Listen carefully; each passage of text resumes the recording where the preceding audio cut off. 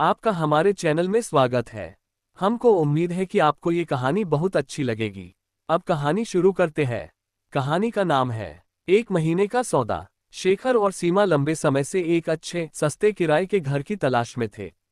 कई जगह देखने के बाद आखिरकार उन्हें एक पुराना बंगला मिला। मकान मालिक, एक अजीब सा बूढ़ा आदमी, बड़ी रहस्यमय मुस्कान के साथ बोला, किराया सिर्फ 3,000 रुपये और सिर्फ 1 महीने का एडवांस चाहिए। सीमा को यह अजीब लगा, ऐसा बड़ा बंगला इतनी कम कीमत में, लेकिन सस्ता सौदा छोड़ना भी नहीं चाहती थी।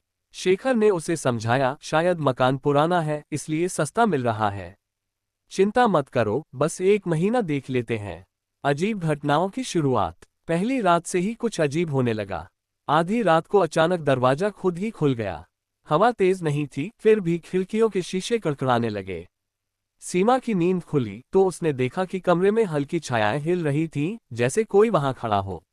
लेकिन जब उसने रोशनी जलाई तो कोई नहीं था। शेखर ने इसे उसका भ्रम समझकर अनदेखा कर दिया।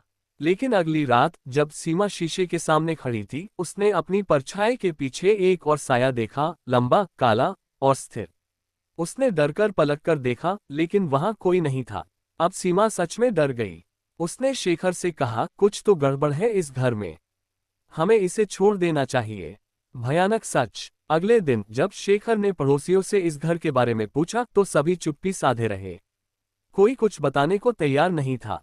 लेकिन फिर एक बूढ़ी औरत ने फुसफुसाते हुए कहा, इस घर में कोई 1 महीने से ज्यादा नहीं टिकता, या तो वे भाग जाते हैं या फिर। उसने आगे कुछ नहीं कहा और वहां से चली गई। सीमा अब पूरी तरह डर चुकी थी।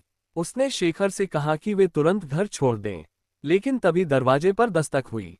दरवाजा खोला तो सामने वही मकान मालिक खड़ा था, उसी अजीब मुस्कान के साथ। उसने कहा, बस 1 महीना, फिर आप खुद चले जाएंगे। अंत में क्या हुआ? सीमा और शेखर अब समझ चुके थे कि वे फंस चुके हैं। रातें और डरावनी होती गईं। घर की दीवारों से फुसफुसाहटें सुनाई देने लगीं। कभी कभी लगा जैसे कोई उनके बिस्तर के पास खड़ा हो। एक दिन जब शेखर सुबह उठा तो उसने देखा कि सीमा कमरे में नहीं थी। वह पूरी हवेली में उसे ढूंढता रहा, लेकिन वह कहीं नहीं मिली। उसकी आवाज तक नहीं आई। डर और बेचैनी के बीच शेखर मकान मालिक के पास दौड़ा। लेकिन वहां अब कोई नहीं था। मकान मालिक गायब हो चुका था। शेखर ने भागने की कोशिश की, लेकिन दरवाजा अंदर से बंद हो गया। खिड़कियां भी जाम हो गईं। तभी एक फुसफुसाती आवाज आए, अब तुम भी 1 महीने पूरे करोगे। इसके बाद कोई नहीं जानता कि शेखर और सीमा के साथ क्या हुआ। कुछ लोग कहते हैं कि उस घर में अब भी उनकी चीखें गूंजती हैं और हर महीने नया किराएदार आता है, बस 1 महीने के लिए। अगर आपको कहानी अच्छी लगी हो तो आप हमारे चैनल को सब्सक्राइब कर लीजिए।